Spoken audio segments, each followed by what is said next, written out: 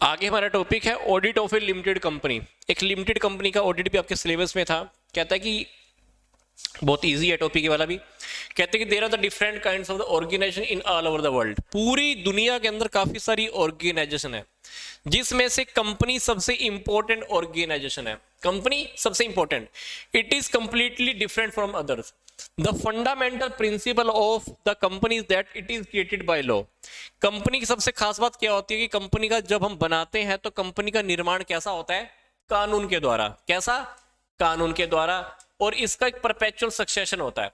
मतलब कंपनी को बनाने वाले और कंपनी ये दोनों अलग अलग होते हैं।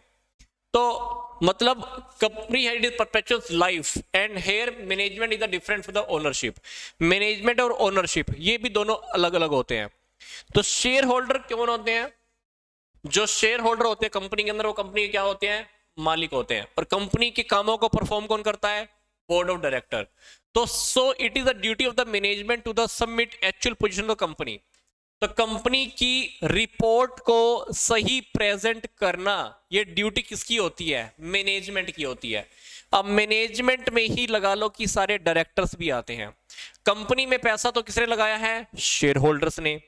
शेयर होल्डर ने तो पैसा लगा दिया, उन्होंने मैनेजमेंट को भी अपॉइंट कर दिया, डायरेक्टर को भी अपॉइंट कर दिया। अब डायरेक्टर ने गलत काम करने स्टार्ट कर दिए वहां पर, तो क्या होगा?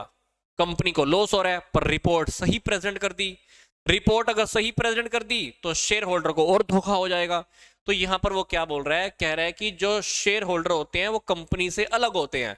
तो कंपनी के मालिक तो होते हैं, फिर भी काम कौन कर रहा है? मैनेजमेंट होता है। तो मैनेजमेंट की ये ड्यूटी होती है कि कंपनी की एक्चुअल पोजीशन को प्रेजेंट करें। किसके सामने? शेयर होल्डर के सामने। क्योंकि शेयर होल्डर रियलिटी में कौन? ये कंपनी के मालिक। और शेयर होल्डर को तो सही इंफॉर्मेशन मिलनी ही चाहिए। शेयर होल्डर के अलावा जो दूसरे ग्रुप्स होते हैं तो उनको भी इंफॉर्मेशन को मिलनी चाहिए। तो अब there are the some question may arise about the fairness of the this submitted report, but all of these books और the records are examined by the chartered accountants. तो कहता है कि हालांकि काफी सारी रिपोर्ट वो सबमिट करते हैं, पर कहते हैं कि सारी बुक्स की चेकिंग किससे होनी? चार्टर्ड अकाउंटेंट से। तो अगर वो चार्टर्ड अकाउंटेंट सारी बुक्स की चेकिंग कर लेता है तो वहां पर फिर कोई क्वेश्चन पैदा नहीं होता। So according to companies act 1994 in our country, auditor must be employed in a company. हम क्या कहते हैं? कंपनी के अंदर एक ऑडिटर होना चाहिए। Now we will know about the company auditor in the presentation. तो कह रहे हैं कि अब हम कंपनी के ऑडिटर के बारे में जानेंगे। कहते हैं कंपनी का जो एक्ट आया था, कंपनी के एक्ट के अकॉर्डिंग हर कंपनी को जरूरी है कि ऑडिटर रखना चाहिए, ऐसा बोल रहा है वो। आगे देखो क्या कहता है। कहता है कि जो क्वालिफिकेशन होती है ऑडिटर की वो क्या होनी चाहिए? सबसे पहली बात, qualification is a very much important factor of any work if it is a sum of the some specific skill or type of the experience which needs to be required for the doing and a particular job successfully and easily। मतलब auditor के अंदर कुछ खास बात होनी चाहिए, उसके अंदर स्किल होनी चाहिए, एबिलिटी होनी चाहिए। मतलब सीए वाले जो भी काबिलियत होती है उसके अंदर होनी चाहिए। अगर वो सारी काबिलियत इसके अंदर है तो अपने काम को वो अच्छे से कर पाएगा, सक्सेसफुली कर पाएगा, इजिली कर पाएगा। तो लाइक कहता है कि like any other works auditing is the kind of work. जैसे कहते हैं कि दुनिया में और काम होते हैं ना, ऑडिटिंग भी अपने आप एक काम है। तो जो भी इस तरीके का काम करता है, बुक्स की चेकिंग करना, क्रॉस चेक करना, उस बंदे को हम क्या बोलेंगे? ऑडिटर बोलेंगे। कहते हैं जो ऑडिटिंग का जो काम है इसका सक्सेस होना डिपेंड करता है एक ऑडिटर की क्वालिफिकेशन पर, एक ऑडिटर की एलिजिबिलिटी पर। तो उसको काफी सारी रिक्वायरमेंट पता होनी चाहिए। तो कंपनी के केस में एक ऑडिटर बनने के लिए ऑडिटर में कुछ स्पेशल क्वालिफिकेशन होनी चाहिए। तो अब बात आती है कि यहां पर पहली क्वालिफिकेशन कौन सी है? ऑक्यूपेशनल या स्टैट्यूटरी क्वालिफिकेशन। कहता है कि अगर किसी कंपनी के अंदर किसी बंदे को अगर ऑडिटर बनना है तो कुछ वैधानिक भी क्वालिफिकेशन होनी चाहिए, कुछ और क्वालिफिकेशन भी होनी चाहिए। तो यहां पर हम बात कर रहे हैं पहली क्वालिफिकेशन की।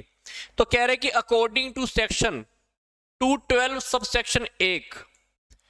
कौन सा सेक्शन है ये? 212 सब सेक्शन 1। कंपनी एक्ट कौन सा है? 1994। तो ऑडिटर को चार्टेड अकाउंटेंट की नॉलेज होनी चाहिए। वो कौन सा होना चाहिए? Act 1973. It should be mentioned here that if all the person of a firm are eligible to get the appointment as the auditor, such firm may be appointed as auditor of the company at the name and the such case any person of that firm can perform the work of the auditor। उसको सारा काम auditor का आना चाहिए।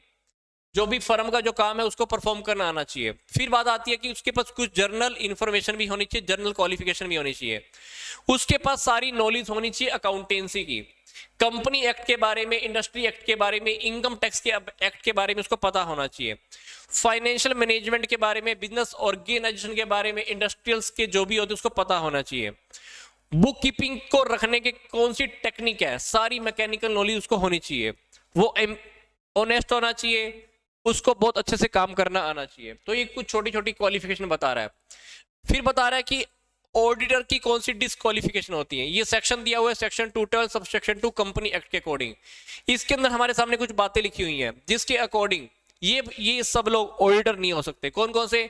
एक body corporate, an officer और other employ the company, a person who is the partner of the who is the employ the officer और the employ the company. मतलब ये सब ऑडिटर होने के लायक नहीं है, ऐसा समझ लो कि अगर ये क्वालिटीज हैं तो उस बंदे को हम ऑडिटर नहीं कह सकते। या तो कॉर्पोरेट बॉडी है, ऑडिटर नहीं होगा, जिस कंपनी का ऑडिटिंग करवा रहे हैं उसी का एम्प्लॉई है तो ऑडिटर नहीं होगा। तो ये सारी बातें ऑडिटिंग के अंदर आ रही हैं कि ऑडिटर के अंदर अगर ये सब है तो वो डिस्क्वालीफाई करता है। ठीक है, ये छोटी छोटी बातें थी। अब सेक्शन 212 दे लेते हैं। If after his appointment an auditor becomes subject to any of the disqualification listed above, he shall be deemed to be vacated his post forthwith. हालांकि हमको पता होता है कि एक ऑडिटर में क्या क्या बातें ऐसी हों जिससे वो डिस्क्वालीफाई हो जाता है, फिर भी अगर बाद में कुछ चीजें ऐसी हो जाती हैं तो हम उसको ऑडिटिंग की पोस्ट से हटा सकते हैं, वो ऑडिटिंग करने के लायक नहीं रहेगा। These are the provision regarding the disqualification of the appointment of auditor under the Companies Act 1994. तो ये छोटे छोटे टॉपिक हैं, कई बार ये टॉपिक कुछ बुक्स में अवेलेबल नहीं होते हैं तो आप देख लेना, गूगल पे भी सर्च कर लिया करो तो वैसे आपको मिल जाते हैं। तो मैंने ऐसे बस एक गूगल पे टॉपिक मारा था, कुछ टॉपिक्स के बारे में नॉलेज तो होती है बट प्रॉपर आपको पीडीएफ के फॉर्म में लेकर आना एक टास्क होता है हम लोगों के लिए भी। तो आप देखा करो कि अगर कुछ टॉपिक बुक्स में प्रॉपरली आपको अवेलेबल नहीं हो पाने हैं तो उसको आप गूगल करके भी सर्च कर सकते हो, तो लगभग आपको प्रॉपर नॉलेज मिल जाती है। कभी कभी कुछ टॉपिक ऐसे भी होते हैं अदर कंट्रीज के होते हैं, कुछ और कंट्रीज के हो सकते हैं बट उसकी नॉलेज सेम ही होती है, तो आप वैसे वैसे पॉइंट अपने अकॉर्डिंग भी ढाल सकते हो। तो हमने जो टॉपिक आज स्टार्ट किया था ये ऑडिटिंग को लेकर था। ऑडिटिंग के आज के टॉपिक के अंदर हमने क्या देखा?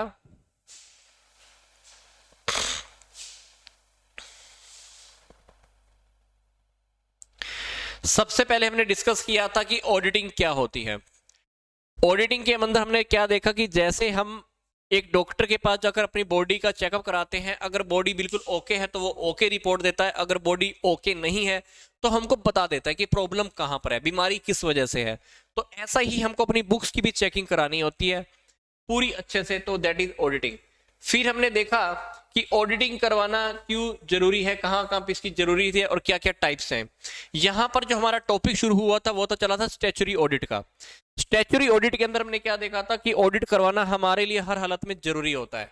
फिर हमने देखा था कि प्राइवेट ऑडिट ये करवाना जरूरी नहीं होता, जैसे सोल प्रोप्राइटरशिप में, पार्टनरशिप फर्म के अंदर। फिर मैंने देखा था कि गवर्नमेंट के अकॉर्डिंग तो हमने देखा था कि कुछ डिपार्टमेंट्स का हमको ऑडिटिंग करवाना ही पड़ता है। गवर्नमेंट ऑडिट के बाद हमने देखा कि प्रैक्टिकल वे में अगर देखें तो हमारे पास एक कंप्लीट ऑडिट होता है और एक पार्शियल ऑडिट होता है। फिर हमने देखा कि एक पीरियोडिकल ऑडिट होता है, मतलब पूरी फाइनेंशियल ईयर के बाद ऑडिटर आएगा, आपकी बुक्स की एक ही बारी में चेकिंग कर लेता है।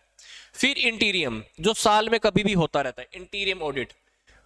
ठीक है, फिर हमने मैनेजमेंट ऑडिट का टॉपिक भी देखा था।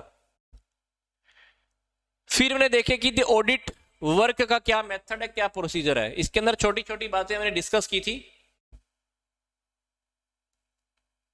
फिर हमने टॉपिक स्टडी किया था वाउचिंग का। वाउचिंग का मीनिंग क्या है, वाउचिंग के क्या ऑब्जेक्टिव है। वाउचिंग के ऑब्जेक्टिव के बाद हमने देखा था कि प्रोफेशनल एथिक्स क्या होते हैं, नैतिक मूल्य एक ऑडिटर के अंदर क्या होते हैं। तो बहुत इंपॉर्टेंट टॉपिक था, इसके कुछ पॉइंट से 5-6 पॉइंट्स हमने स्टडी किया था। फिर इसके बाद हमने टॉपिक स्टडी किया था इन्वेस्टिगेशन का। इन्वेस्टिगेशन क्या होती है, क्या खास बात होती है, इन्वेस्टिगेशन की क्या जरूरत है, इन्वेस्टिगेशन कौन कौन करा सकता है, ये सारे टॉपिक हमारे इन्वेस्टिगेशन के चले थे। तो आई होप ये टॉपिक बहुत इजी था, ये बुक भी बहुत इजी है, और ये बुक का जो टॉपिक मैंने आज कवर किया था ये वीके पब्लिकेशन का ही बुक है, तो आप देख लेना। ये I think first year second year में या फाइनल ईयर में कहीं ना कहीं बुक फॉलो करते हैं बच्चे, तो वीके पब्लिकेशन का बुक है तो वहाँ से फॉलो कर सकते हैं। मार्केट में जाएंगे तो ये ऑडिटिंग की बुक आपको इंग्लिश में और हिंदी में भी अवेलेबल हो जाएगी। फिलहाल पीडीएफ आपको अवेलेबल करा दी जाएगी, आप पीडीएफ में से स्टडी कर सकते हैं। तो मिलता हूँ मैं आपको जल्दी से नेक्स्ट लेक्चर में, तब तक I hope you will be happy. Tata bye bye.